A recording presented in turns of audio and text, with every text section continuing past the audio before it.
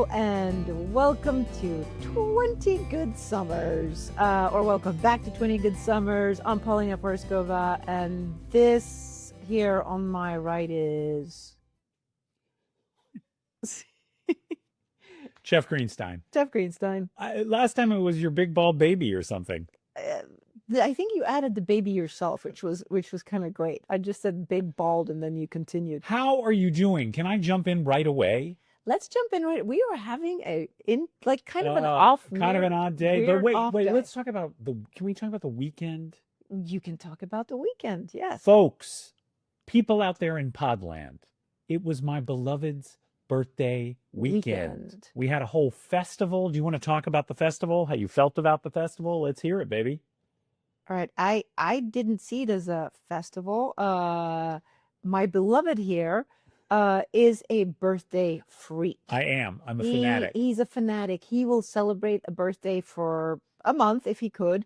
And me, I'm not that into birthdays. Now, that is not to say that I'm not very proud and happy to have made it to 61 and that I fear getting older, which those of you who know me from Instagram know that it's pretty much the contrary. In fact, I am firmly convinced that and one of you said this on Instagram, thank you, it's not my 6th decade, it's my 7th decade. Oh, wow. I know, isn't that crazy? It's my decade. 7th decade.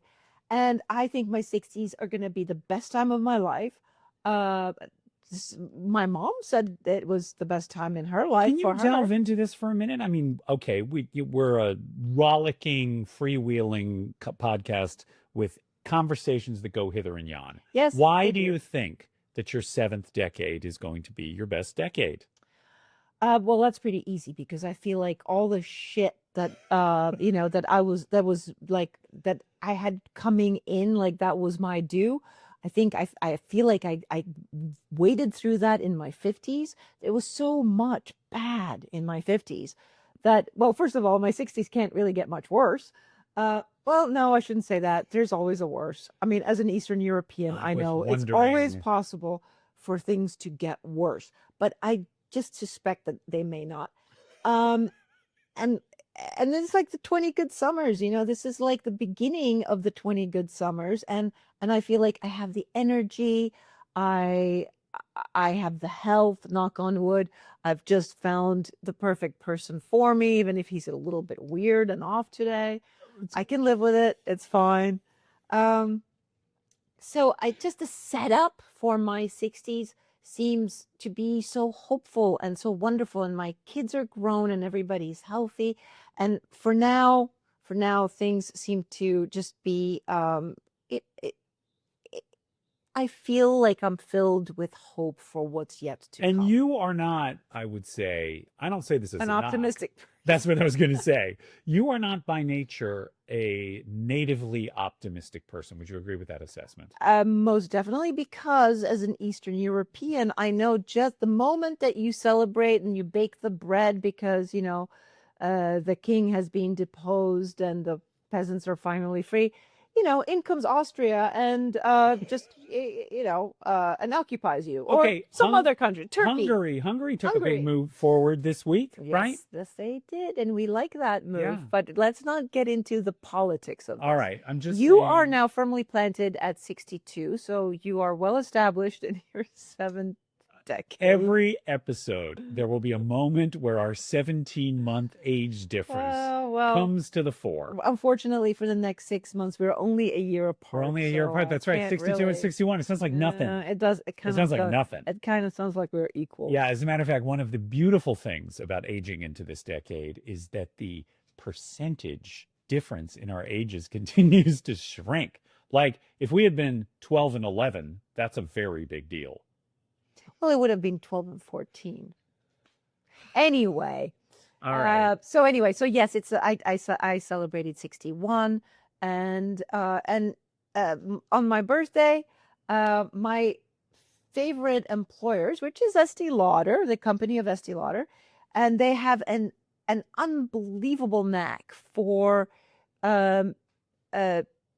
basically making me work on every significant day of my life. So far, they managed our 3rd year anniversary, your birthday, and now my birthday. Yeah. So they like they said, they just love me so much that they want to spend all the significant days with me, and they're definitely managing to do that without even knowing. So you worked a lot of the day So on I your worked for birthday. most, but I did work with my fellow ambassadors, which is Carolyn Murphy and Leah Cabede, two women that are just phenomenal women, and actually it was a really nice way to spend my birthday because I really love working with the people at the company.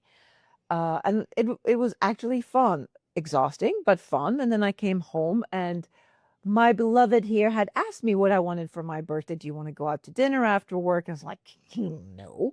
Um, but what I did want after work was a massage. Right. So we went to this wonderful spa in New York and we had a couples massage and floated in a bunch of different temperatured pools. And And all the stress of the day melted away, right? Pretty much? yes, all Yeah. but by the end of that, I remember we came home and we were both sort of like limp spaghetti noodles and it felt very, very good. And then I spent I I have learned that I need to tell people if I have Oh, a yeah. desire, I need to tell people what I want. Is that something you learn as you come into the fullness of age, that you need to tell people For exactly sure. what you want? For sure. Yeah. Yeah. Don't assume people love you so much that they can read your mind because that is not necessarily love, that you can read your partner's mind. That is a psychic ability, which you should absolutely put to use. But um, telling your partner what you need and what you want if you have specific wishes, I think is really important. And I only learned that in my like late 50s.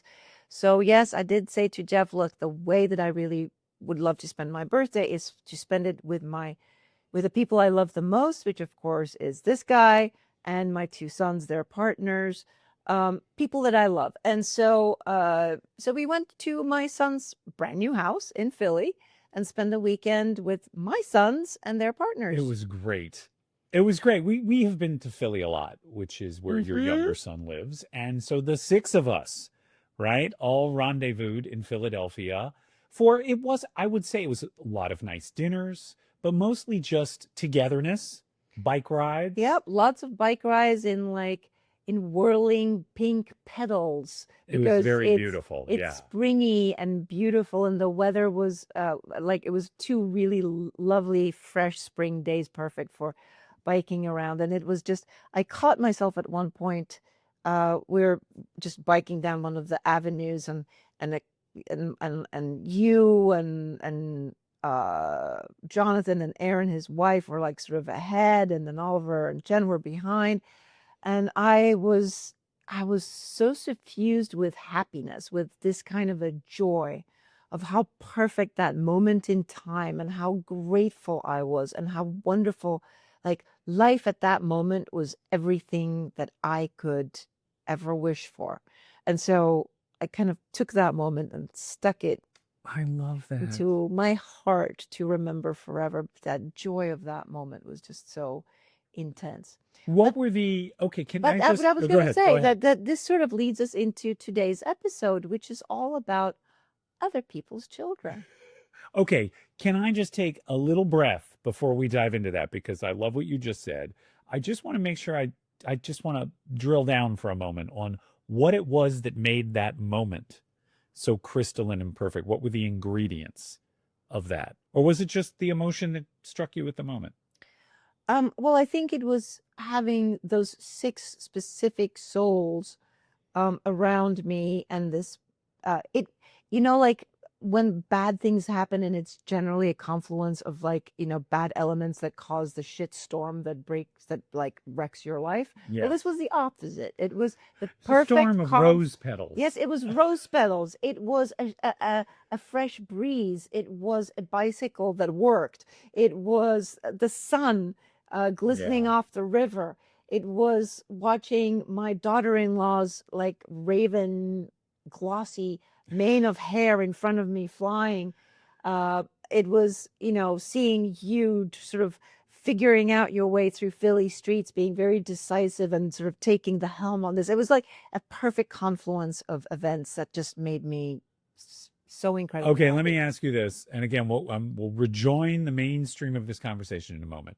Have you is this ability to take a breath of gratitude in a moment like that? Have you had that your whole life, or is that something that comes into greater depth with maturity and age? I think that's a really good question, and I would I like to know I'm hear this very good from at this. you as well. Oh, well, let's not be humble here. No, go ahead. Go ahead. Um, because you posed the question to me, I shall Yes. answer it, but then I would like for Oh, you all to right. answer it.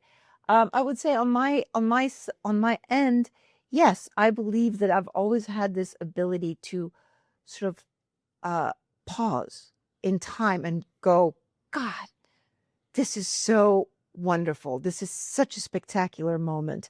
I am taking this memory and I'm putting it away. I'm putting it aside so that I'll be able to access it, when the king comes after me and The czar and the yes, that's Cossacks. exactly. And, they're slaughtering the village, I'll be able to have this kernel of joy that I will be able to feed off while I'm stuck in the basement.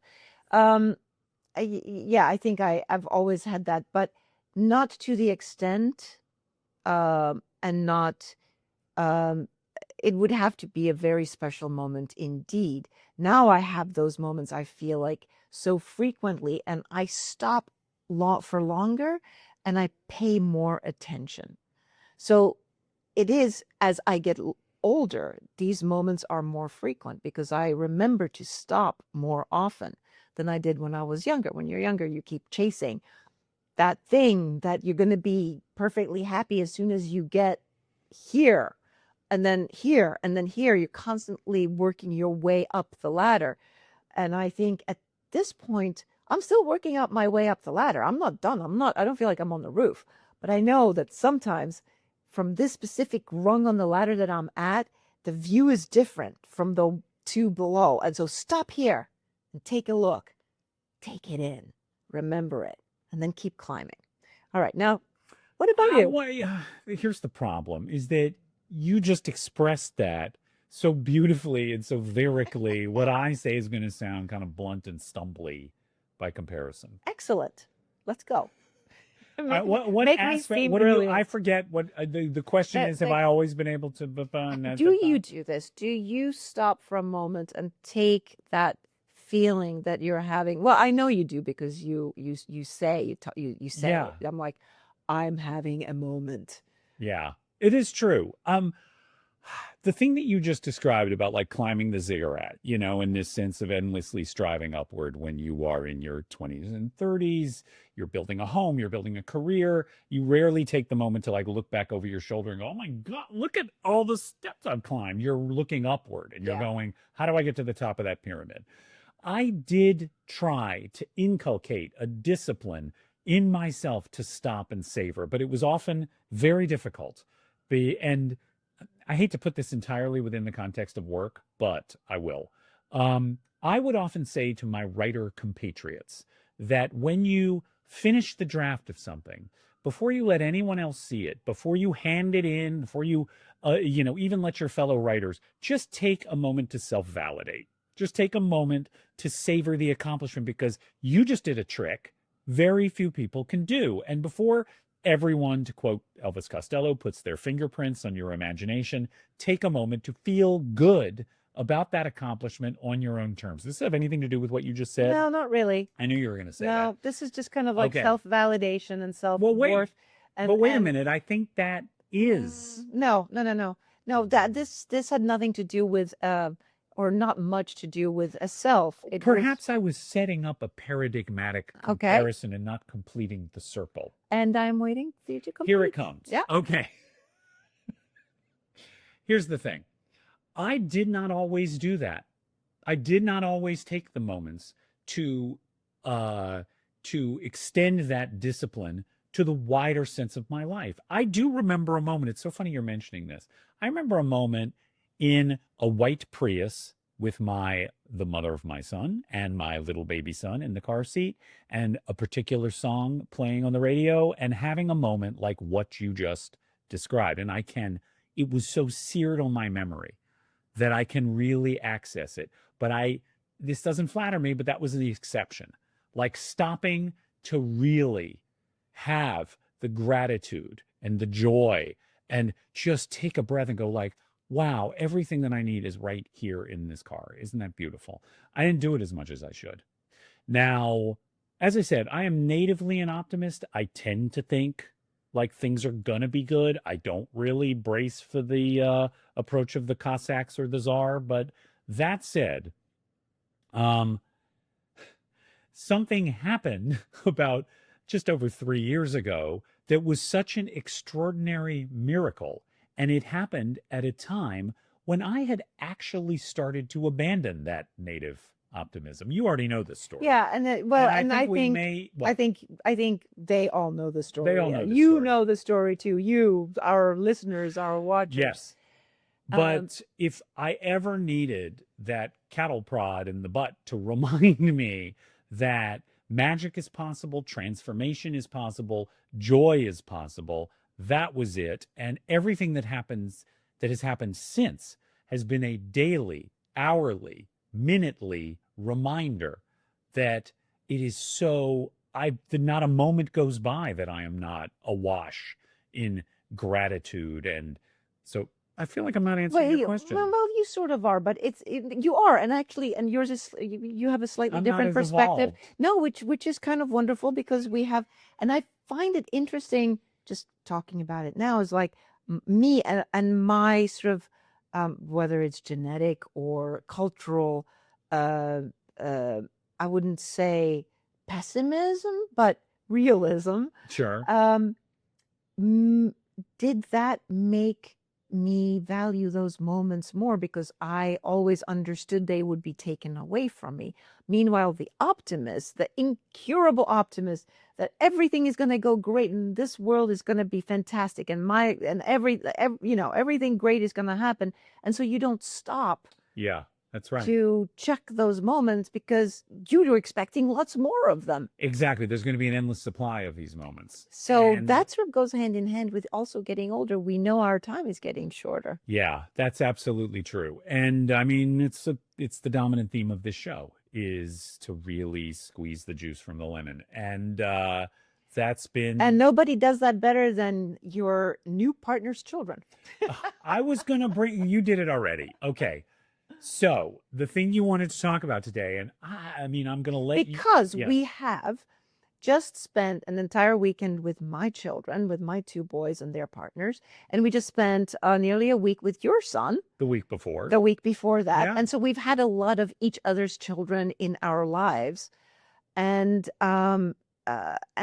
I do obviously we have lots of friends that are many of them are in similar positions where they all have children from previous marriages, from previous relationships, and now they have to deal with each other's children. Right. And we touched on this topic briefly in our episode about baggage, though this is, Yes. I don't think like thinking of children as baggage. I mean, Well, you know, it could be like that Hermes suitcase filled with cashmere sweaters just for you, just your yes. size.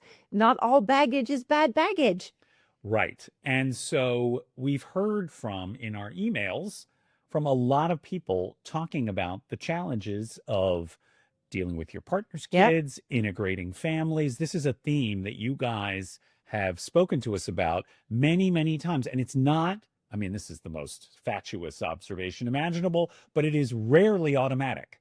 Mm-hmm. It's rarely automatic that you immediately embrace your new buddy's kids and your new buddy embraces yours. I mean, how is that possible? Talk about baggage. They've got baggage. They've got, all sorts of other stuff that they're bringing to the relationship. So it rarely happens without effort and without care. So let's start at the very beginning. When you're dating, say that you're dating, that you're on the apps like we were, because a Yes. lot of people are, and yay, ladies in your 50s and 60s do the apps. There's no reason We're not to. starting to hear from, speaking of our emails, Mm. starting to hear from both men and women who, because we really went hard at get on the apps, get out there, put yourself out there, don't be afraid. Well, because It's a the reason volume people business. don't do it seems to be that they are sort of embarrassed about being on the apps, do not do it because you're embarrassed. Do not Do do not it. shy away Do because you're not, embarrassed. yes, and do Yes. not shy away from it because you've never done it before, so you're scared of it. Those are two very bad reasons. Yes. If you've been on them and you hated it, okay, fine. Yeah. That's fair. But one of the things I spoke about this when describing your dating profile. We both, when we both met, we both had grown kids. Yes, And which made life easier for us that our children were grown. They were fully grown. They were, mid 20s. And so they're fully formed humans. right. But when you put your, so let's start with you. Well, no, let's not start with me. We were starting at just like just Dating. put No, I this, want to talk yeah, about your dating. That's what I'm yes, saying. Generally. general dating. When one starts dating in middle age, did you specifically look for partners that had children, didn't have children? Did you have preferences when you were going through the app? Did I have preferences? Okay, guys, let's remember. I was on one app for a year or two, a year and a half, something like that. Not that long. Mm, I wasn't that picky. Did yeah. I cast someone aside because they had a young? No, no, I didn't. I figured I would roll with whatever the state of play was.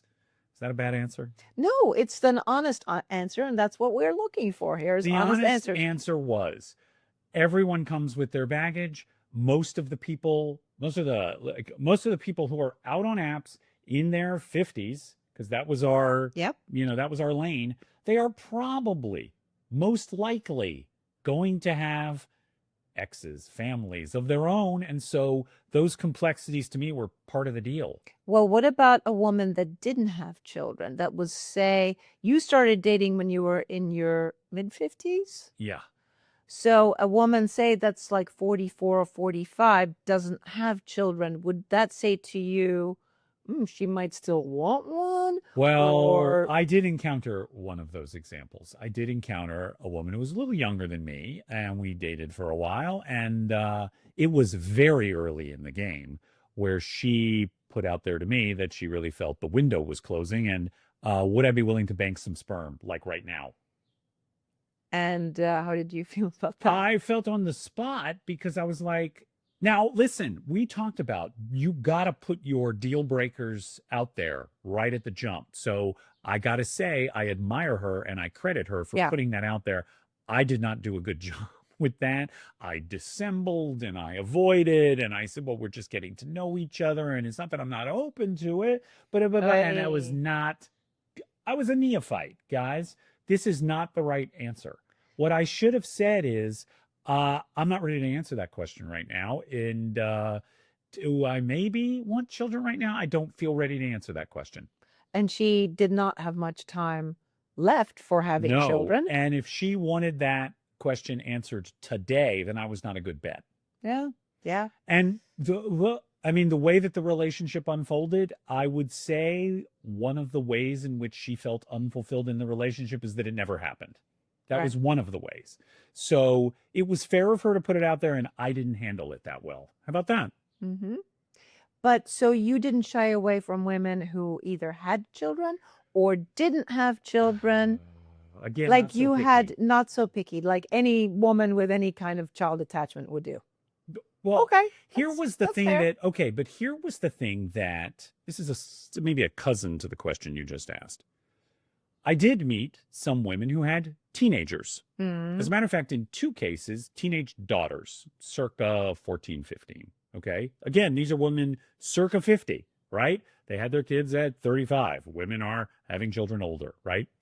They were almost, I don't know what the right word is, like freakishly protective to the point where one of them did not want her daughter to know she was dating.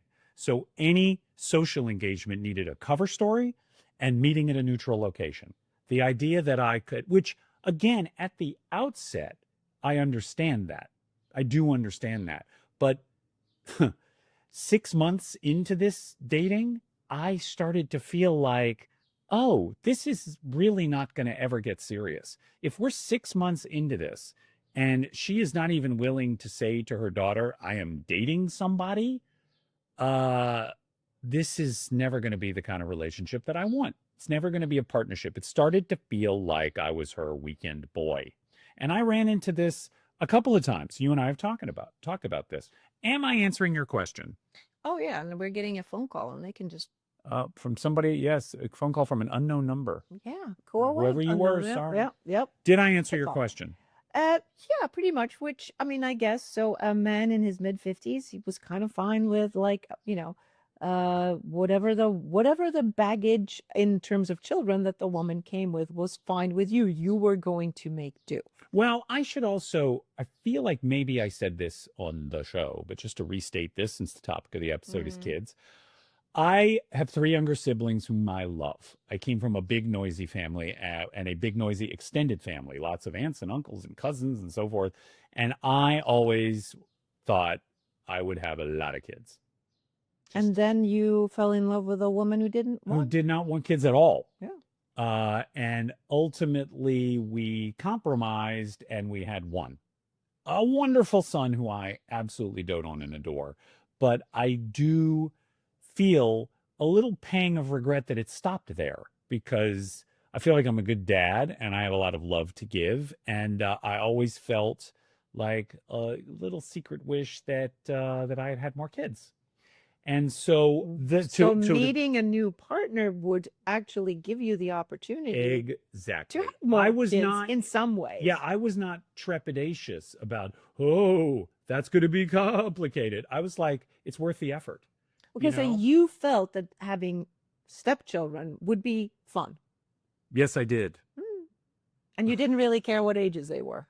This is Not what I'm getting from you. not so much. Are you learning things about me? Yeah, kind of. Isn't that amazing? I thought it would be, yeah, I was up for it. I don't think, I mean, listen, if it had been someone with an 18-month-old, I might have gone, that's a little complicated. That's a little complicated. What happened to that guy? And is he Mm. still in the picture? I Mm. didn't encounter any of those. But you know, a 14-year-old, a 24-year-old, a 34-year-old, all of those options were completely fine with me. I wasn't 5-year-old? 5-year-old. I didn't encounter one of those. I did Okay. encounter a woman who had a 9-year-old That's pretty son. close. And I thought maybe this was a widow. So that was a whole different set of complications. Her husband had died several years before when the son was 5. And so I knew that that would be complicated. But again, that sort of emotional terrain was not, I didn't approach it with fear. I thought that's an opportunity. And I don't know. Hmm. We're asking way too much about me. Well, this is interesting to me, like a guy's point of view on this, because I think for women, it's perhaps a little, we're a little bit more choosy than Okay. Well, and guys. I yes. think I'm not. I mean, All right. Well, I'm talk not about sure your about this. experience in this Well, regard. I mean, for me personally, P, for example, I would not date men that had not been in long-term relationships, um, and that didn't have children. I was not interested in men that didn't have children because I knew that that would come. I mean, I'd sleep with them, but I didn't want a relationship with them because I knew that they wouldn't understand what it is to be a parent.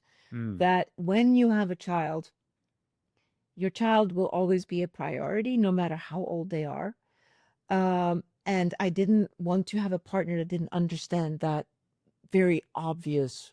And you think that a man who has not actually been a parent, actually had a child, raised a child, you think that man is not capable? I'm not saying this with judgment implied. I'm just stating it as a fact. You don't believe a man like that is capable of understanding If the. he's my age and he has chosen not to have a child, uh, uh, then yes, then he is. I felt like there's a level of sort of self-involvement there Mm. that is not for me. That doesn't mean it's not great for somebody else, but it's just not good for So me. you would X that out right I away. would X that out. Okay, Yeah. what about, let me ask the same questions back at you. Okay, someone who has a teenage son and doesn't want the son to know about you. That would be very tricky for me. if I wanted a relationship with this man and not, again, just, a couple of sex meetings. Um, That would be a problem for that you. would be a problem for me, because, well, so when I met my husband, I was 19, he was 40, and he had four children already. I only knew about two of them for a while. And how old were they? And two of them were, I believe they were like 12 and 6. And then the older ones were my age, so much older. Those are the two I didn't know about for like 6 months or a year or something. Um, so uh, that was not what I was in the like marketplace for. Was a guy with all these kids. That is not what I was looking for.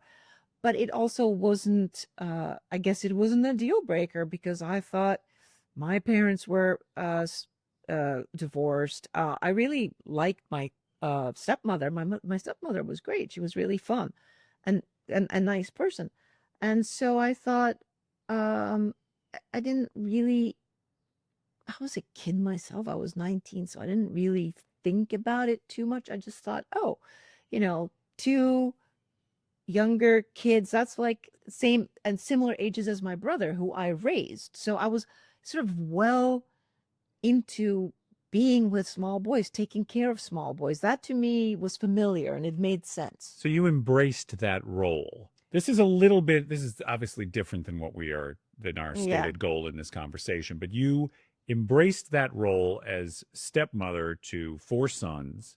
And Well, then, two of them that were actually like but children's okay, age. The other two were like too old well, okay, to embrace as stepsons. let's widen the scope of it a bit. You embraced the challenges of forging relationships with those four children Yes, and young men. I did not see this as baggage that was unwelcome. I saw it as a possibility to um, get more love into life. I would get these, little human beings along with the men, and I kind of thought that that was a really good deal, and it ended up being true.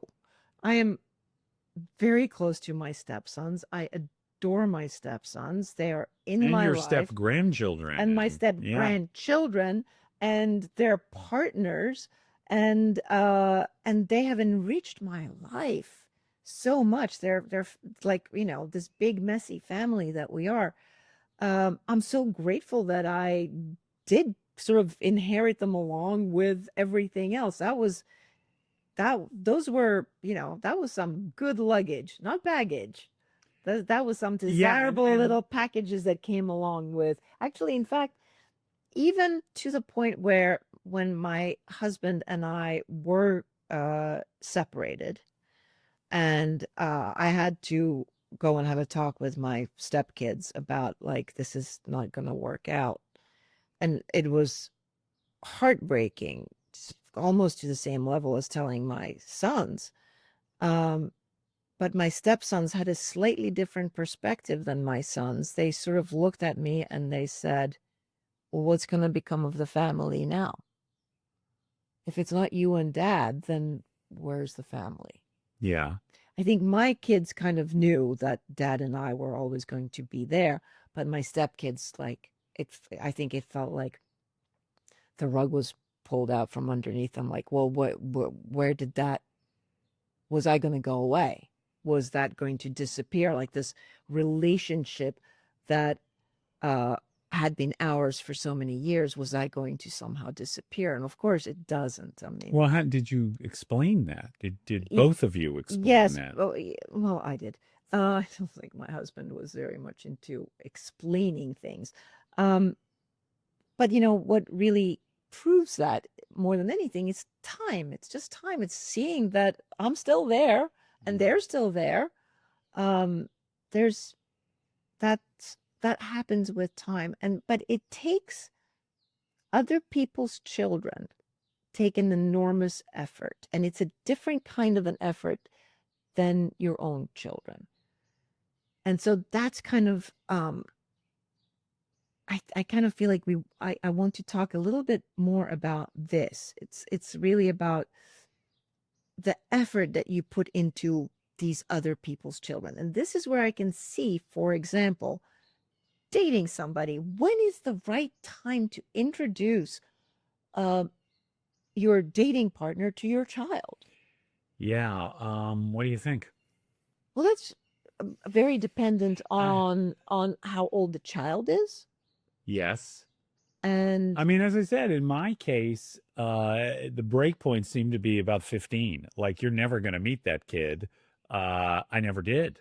I never met these like young kids of few women that I dated because I guess they ascertained that a teenager that was too vulnerable, too young. In many cases, the relationship with the ex was kind of fraught. And mm, so a new rogue element in the mix was probably unwelcome on top of that. So how yeah, do you decide? I mean, this we, is this, and I do think this is really tricky because I myself was in a relationship with somebody who had two children. And they were in their late teens. So they weren't quite children, but they weren't quite mm, grown-ups. And I can see how tricky that is because I fell in love with those children.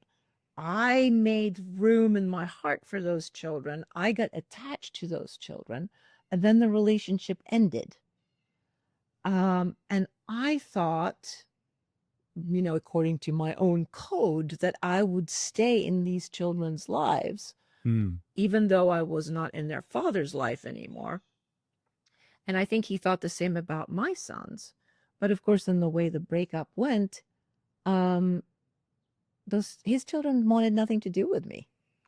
Hmm. And that was heartbreaking because I felt like I invested a lot of my time into building separate relationships with those children. So does one need to be cautious?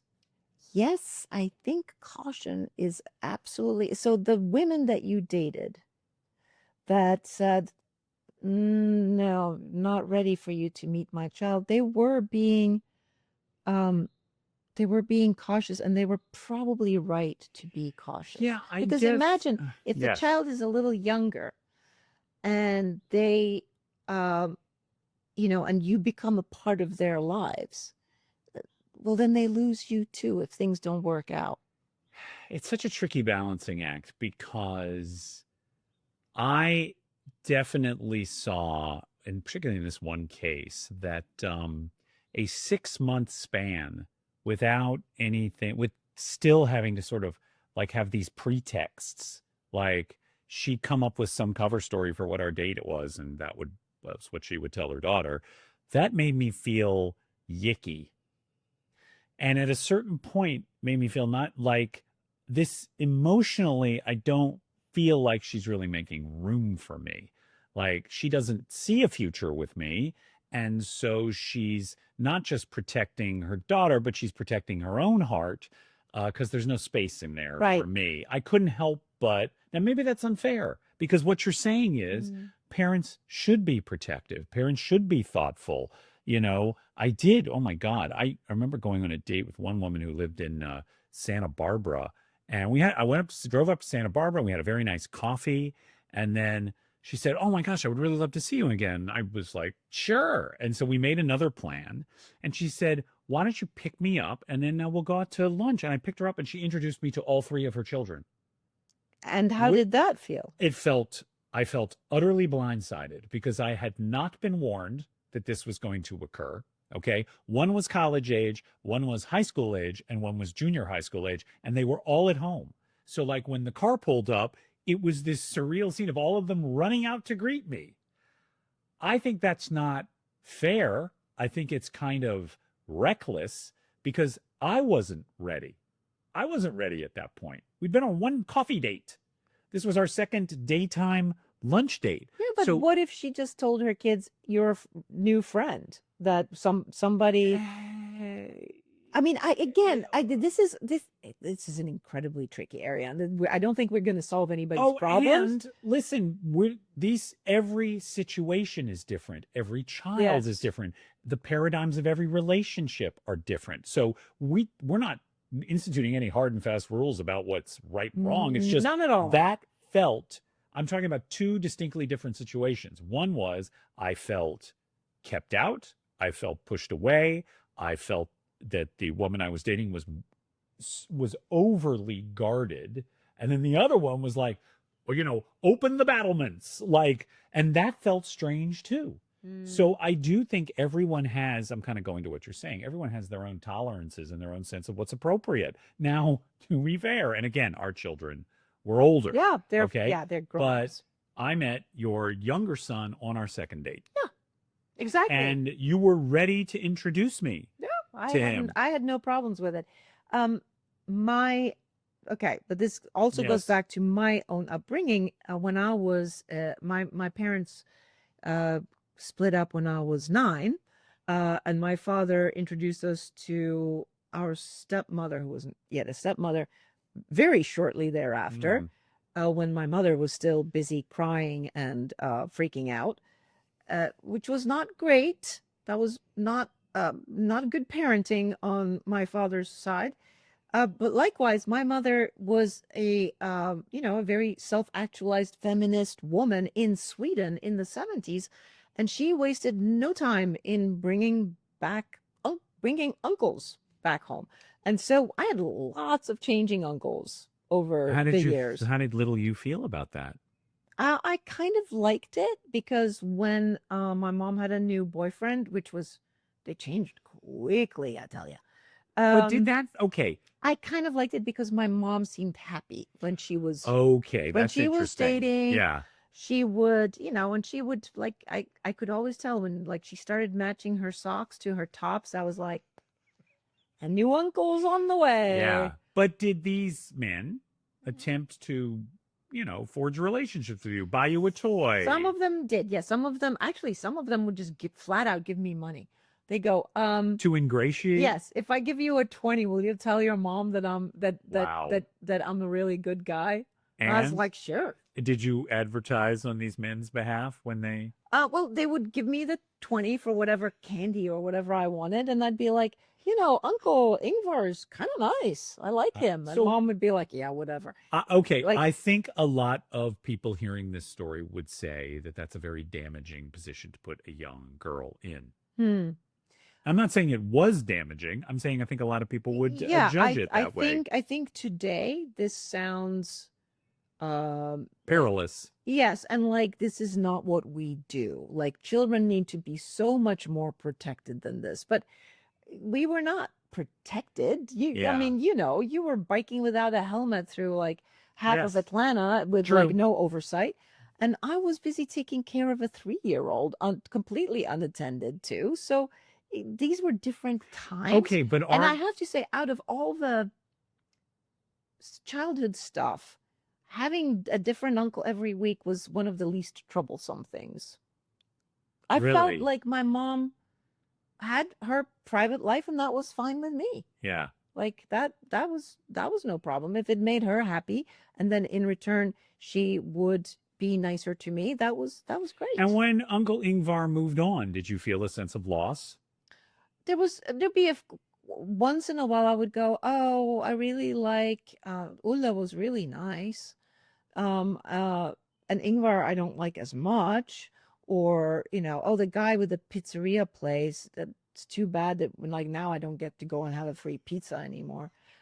But it was all fairly shut, and yeah, nobody broke my heart. See, this is very interesting to me. And you are talking about different societal norms and different cultural mores, okay? But it is very interesting to hear that from the young girl's point of view, this was not damaging. This was No. like, if your mom's happy, then Yes. you're happy. And why would mom not go out and have boyfriends? Like, why shouldn't she? And still feel that way. I still think like, why shouldn't she be able to go and have boyfriends as long as there was not, inappropriate behavior from them towards us? She kept it. I mean, she would bring them home and they would say hi in the morning, and I'd be like, hi, and that would be it. Um, and I think when I was dating, of course, my children were fully grown then. I didn't feel like it was like, this is a guy that I'm dating this week, and I'd be like, oh, okay, cool. They didn't meet that many of Well, them that's what I again was going to because they say. They have their didn't. well because they have their own private Yeah, but lives. also I don't think it sounds like you didn't go out of your way to make those introductions until No, things got serious. once, but I did tell my boys about the guys, and Yeah. sometimes I would laugh about it. I go, I'm going out with this guy, and boy, this is not going to last much longer. And my boys would laugh and sort of commit, because Oliver and I were sort of out there being singles and dating at the same time. So Yeah. we would exchange dating horror stories, and that was sort of fun. Yeah. But yes, no, actually introducing them, that was clear that that was only going to happen with somebody special. And I only failed at this once when there was a guy here and I jumped the gun on it because we were going to a party and I was like, oh, you get to come along. And then he met my son. And so he was under the impression that he and I were now partners Yeah. as opposed to people who had dated for 2 weeks. Right. So it is a signal Like these you said, days. well, Yes. yes, if you let me into your life with your child, well, then I matter. Yeah. Um, like this woman with these 3 children that you were unprepared for.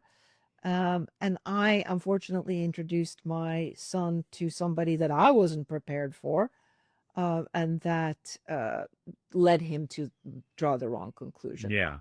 So, okay, then I want to go back to something you said a minute ago. So, one of the things I think we're interested in, and we like to hear from you guys as well, because our experience is we were really fortunate, and we don't need to dwell too much on how fortunate we were, but I get along beautifully with your kids. I love them. I've developed relationships with your sons and their partners and even the extended family Yeah.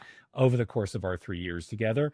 And that is something that you made clear to me in the early going was very important to you. And it was also very important to me. And I did not shy away from that. Conversely, it was important to me that you forge a relationship with my son. And similarly, Well, it was important to me to actually, um, this is important. This was important to me for any man that I would be serious about. I would have to have a relationship with their children, mhm, a strong yeah, personal relationship that's outside of my relationship to the man, because I know how important your child is. I the person that you love the most and this person that they love the most, you have to make equal amount of room for them in your right. life. Well said. I agree with that. And once, when I met your son, obviously, like, it took me about 3 seconds to just go, well, I mean, he feels like he's mine, like he's just a part of my family, of part of who I am and who we are. It was, it's instant. His brain and his humor and who he is. It was so It easy. was, this is the thing. Again, that's why we're not going to dwell on it too much, but it was easy. Yeah, And and we are incredibly fortunate because my boys are big nerds like you, like me, yes. and your boy is a big nerd like me. Right. And so we all just nerd out together and I it's mean, perfect. there is nothing this extended family loves more than a tabletop game. Yep, boy, we're And good at it. yeah, so as you said, we were just visiting with my son. What the hardest thing for me is that I do get to see your sons a lot because Yeah. they're nearby, and my son lives in Kansas City, and so it's a little harder for me and for us to Well, spend as much actually, time as I would like, but we're working on it. this is one of the things that I was also going to say. When your partner's child, wait, okay, so the woman will often end up having the children live with her, right? While Mm, the man has sort of rights to see his mm. children. Therefore, for the man, he will be more likely to be in the vicinity of the That children of the well, yeah, woman that than makes sense. she in the man's. And um that's sad. I one man that I was dating actually he wasn't a single parent, but he was the parent that took that the children lived with, and I really loved that because this is how I really got to know them. Hmm. And with your boy, I miss Yeah. not being able to, well, I mean, I know of course you do, you're his dad, but I feel like I'm missing out on really like getting to the full this is where I wish that we had met sooner so I got to grow up with him a little bit so he got to grow up with me a little bit. Um because I want more. Like it's it's like you're given this gift but you can only see it Yeah. twice a It's year. true. I was thinking about this again because last year you had a big 60th birthday party and Henry joined us for that, and it was just amazing to just have him in the mix of the big wider family. And Well, what was really wonderful is that that he went through real uh hard things to be there for 2 days for me, and that felt so incredibly I'm still like so incredibly grateful. It was such a show of support and affection that it's just it's one of those things where you just go, damn, I'm so lucky. The people that are around me are so wonderful. But again, we yes, we got very lucky with each other's children. Um, and I have lots of friends that are in some of them are in similar positions that are not getting so lucky. I'm thinking of yeah, two specific, yeah, but also boys. Boys tend to be a little bit easier. They're a little easier to read. They're like the book usually matches the cover. And girls, they are deeper. They are more unknowable. They're more manipulative. hmm. They're emotionally, more mature than the boys, and they're harder to step parent, I believe. Interesting. Why? Okay, well, maybe you already just explained it with those Mm, adjectives, but why are girls harder to step parent? well, because they see more. They are not. They don't take things just at face value. They dig. They dig Hmm. underneath, and girls that love their daddies, boy, they really don't like a new woman in their Oh. daddy's life Hmm. because they're no longer daddy's, you know, daddy's favorite girl should be them. And Wow. I see this repeated You've seen this in your all friends who have, yeah. many times that have the girls have much bigger problems with the women than the guys ever have with the sons. Is that true of a 10-year-old, a 15-year-old, a 20-year-old, a 25-year-old, So it seems. all across the It spectrum of seems to age? be all across the spectrum Wow. of age Hmm. is that the daughters are not super fond of their What, stepmothers okay. initially. What is one, I've never been in this position, obviously, and what does one do? What's the Well, way? see, Is there this, a strategy? Because yeah, as you said, boys are pretty basic. boys are like, they're so wonderful. Boys are so wonderful because they are basic, and if you just love them, and but this is an important thing for me, having been a stepmom pretty much my entire life. It's very important to be authentic with the boys, not to pretend that because kids do really, Yeah. even boys, they pick up on this really quickly, and that you never try to step into the uh, position of their mom. Yeah, I think Like, do not step on their mom's toes. That's not yeah, fair. I think that's page one of the step parent rule book is you are carving a new space and you are not going to Correct. step into the space that the That the form, mom, yeah, that the yeah, mom because will, you're or the dad for that matter, used to occupy. because unless mom is dead, you do not belong in that space. There is Well, a I mother mean, there. I It know, doesn't I even, mean, even if the mother is not the world's best or the most, the most able to parent or whatever, there's still a mother, and the mother has to be respected regardless of what yeah. her mothering is like. And for the stepmother, this is kind of tricky. This is hard, I think, is to be respectful of the woman that was there first, understand that their children will always feel like they need to protect mom, even if mom's not Hmm.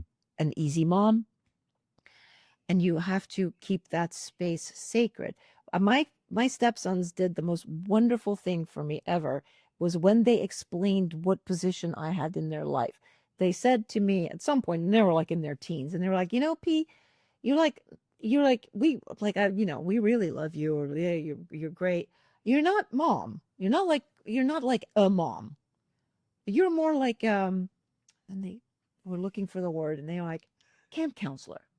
That's not a bad thing. Are you kidding? That's like the coolest thing ever. I mean, who doesn't like a camp counselor, Exactly. It's right? like, the They might ones, keep you from drowning in the canoe, but but they're they also, and yeah, they also, but they like they take you out and they do fun stuff and they teach you you're fun new toasting things. And marshmallows you're and you're, kind of like buddies, but but they're elevated. they are elevated. So I thought That's that a was, good.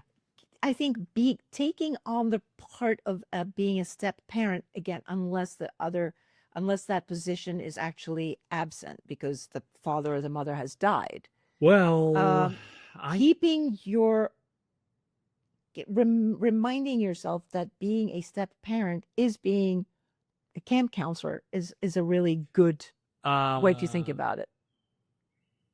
I'm trying to think about my, well, You this have a stepmother. I was going to say, yeah, my, how to say this delicately. I had a tricky relationship with my stepmother, but to be fair, she was dealt a very difficult hand because my mother was such an extraordinary person, as acknowledged not just by her children, but by the wider world, that my stepmom had an impossible task, carving that new role, in the shadow of this Oh, extraordinary person. It wasn't great. And I also will say that I throw some of this at her feet. I think she could have done a better job, but it was almost like she threw up her hands and said, "I don't know what to do yeah, with yeah, this." yeah. And I think, Um, see, I do think that that's exactly what she did.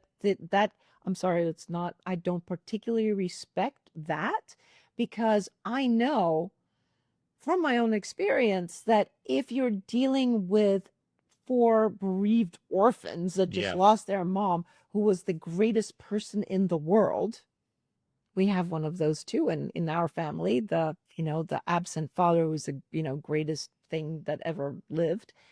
What you do is you pay respect to that person. Yes, you celebrate that parent with those children. That is the nicest thing you can do for those kids, is to listen to stories about how great mom was and ask them more questions about yeah, their and this mom. is Like something. Yeah, join them in the grieving and mourning of the parent. If you're going to take if you're committing your life to this woman or man who's part of this family, it's important that you take on um the grief and the mourning for that parent as well. yeah, and that is, it's something that is specific to this time of life because Yeah, you meet people who are single not just because of a divorce, but yeah, because of loss, and yeah. you need to respect it. And I mean, coming into your children's lives, it was something you reminded me of early. Like, don't pretend he didn't exist. And if you were a huge fan of the man's music, which I was, feel free to talk about that. That's They'll right. love hearing that They want from to talk you. about They dad. do. And I tread very delicately upon this, speaking as someone who had lost a parent as well at roughly the same age. I tread very lightly upon it. And you were the one who kind of urged me not so lightly. Well, yeah, Like, because I was in some relationships with men who would, who sort of dismissed it, like, yeah, that's not oh, cool. no, that is not something It's also that you should do. insincere. Mm. It's like, what was I going to pretend the Cars weren't the greatest band in the world when I was in high school and college? I was a massive fan. Like, it would be disingenuous to say otherwise. And so to say to these young men who, the son of the man who was this titanic and a super talented figure, to pretend that that was like a whole lot of nothing, is cruel. Yeah. It's actually cruel and a lie, and I don't want to be cruel or a liar. Well, yeah, well, you're Uh, not, but it's really, it's appreciated because my boys want to canonize their father, and why shouldn't they?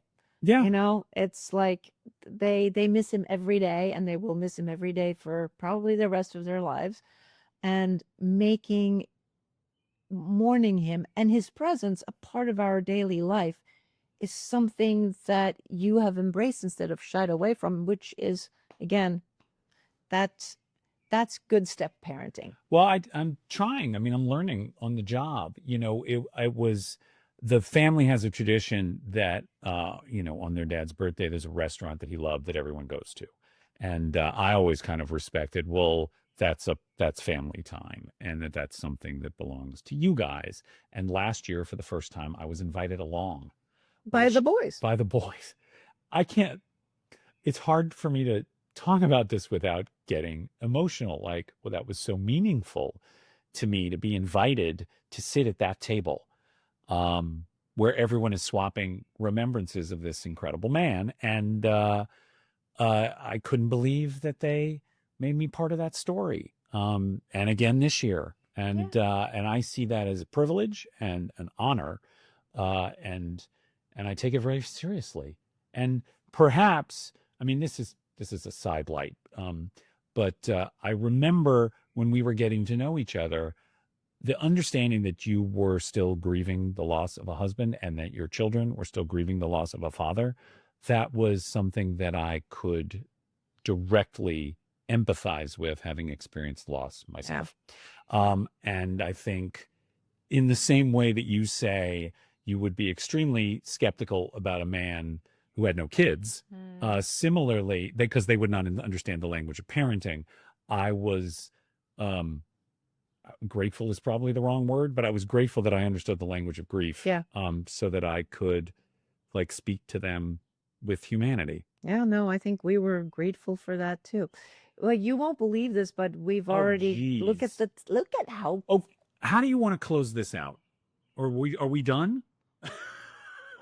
I know it's like lots more Well, to say there about is the one kids. thing you wanted to say, and I don't like ending on a clanky note, but you alluded to the fact that it can be hard sometimes, that it can be hard, and that these connections aren't automatic, Oh, and that this it is what I can was be going a to say. struggle. So I want to make sure Yes, that we don't that make it we all sound yeah, sweetness and because light, because more often than not, maybe yes, I it's think not so. sweet. So I think for the two of us, it has been amazing joining our families together with your siblings, whom I yeah, adore, my children, my parents that you adore. It's not effortless.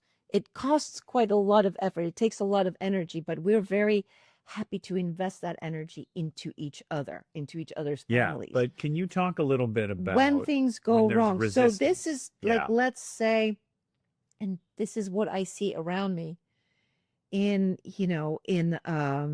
uh in relationships where there are children that don't like the partner, Mm, say, or they don't like each other. right. It's that is so difficult. Now I think if I'm sort of just trying to wrap things up a little bit, so I'm just going to say in a very simplified form that if your stepchild doesn't like you, um, try to work with it. Like don't let it define your relationship.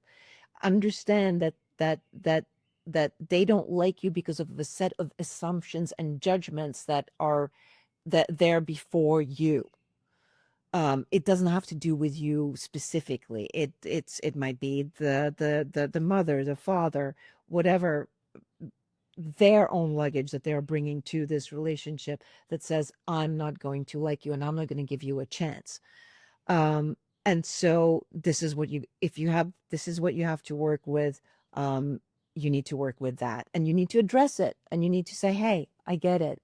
I understand why you wouldn't like me. I see. I get it. And I'm just gonna be here. I'm gonna be here for you if you one day choose to, give me a crumb or not. I'm still gonna be here. Yeah. Like, being a step parent can be monstrously unrewarding. And this did happen to me earlier on with one of my stepsons, who was a rather difficult child, most delightful man, but not an easy kid. And oh shit, I wanted to get into this whole thing. Oh well, we're gonna make this episode slightly longer because we Yes. can do whatever the Right. fuck we want. So here it goes.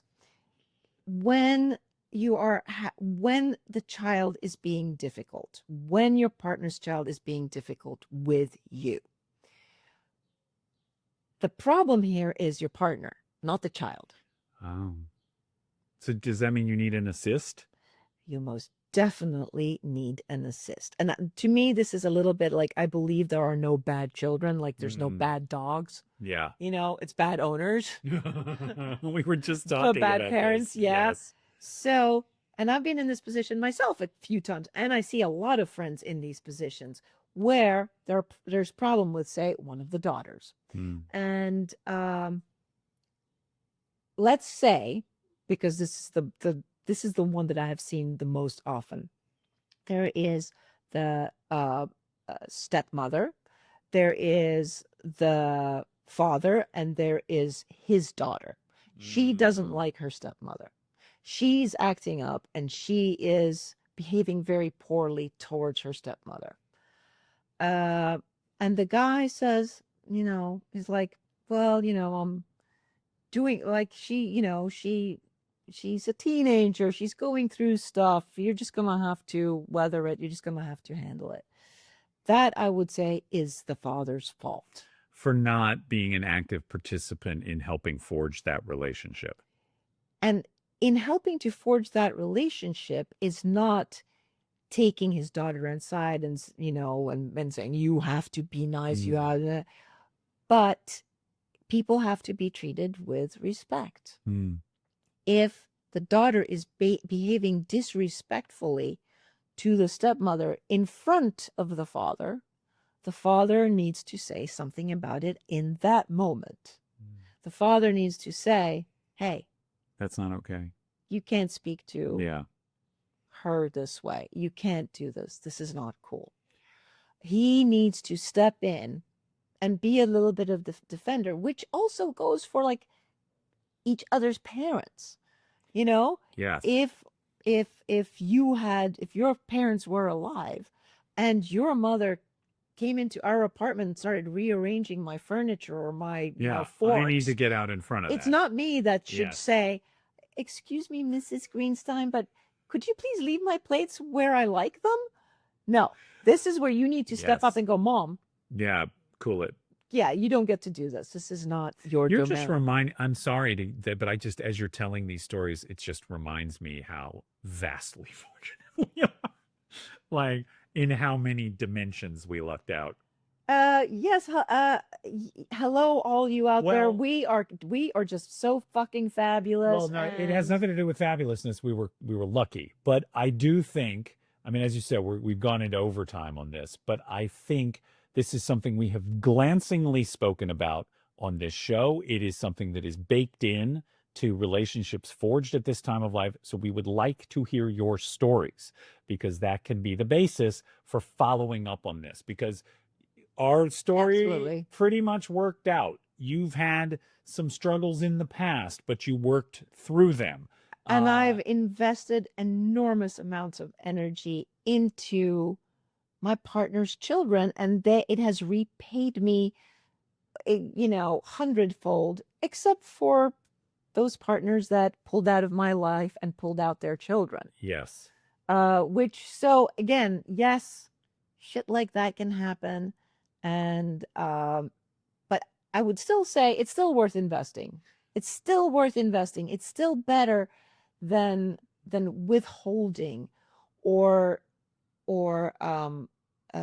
armoring up against a possible loss. And I mean, obviously, we all kind of like this is like an Instagram meme, right? It's like leave yourself open. You're better off having loved than lost, blah blah blah, Right. etc., etc. Can we bring this in for a landing? I think this is time to land the baby. Okay, Land this so one. please Land the baby. Please, we thank you for your indulgence, and we are eager to hear your stories. And I'm going to tell them how to get in touch with us. Watch. Let's do that. And because I think our next episode might very well be answering or reading Correct. some of your emails. Yes, and I remind people the ways in which they can get in touch with us. Of course. Okay.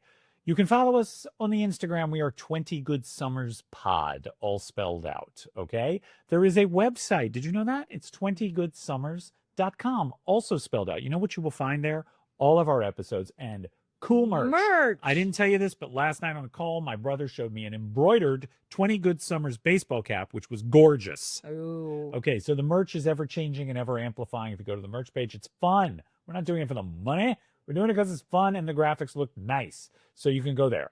How else can they find us? Well, is that an accent I should do? They can email us through the website. This is the other thing I wanted to say. There's a contact form on the website where you can send an email and it'll go straight to our inbox. We have no producer, no publicist, no employees. It's just two of us.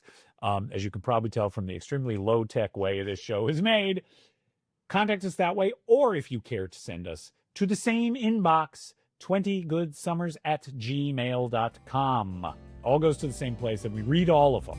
So please feel free to get in touch. Please do. And so for today, that was fun. Hope you love your stepchildren too.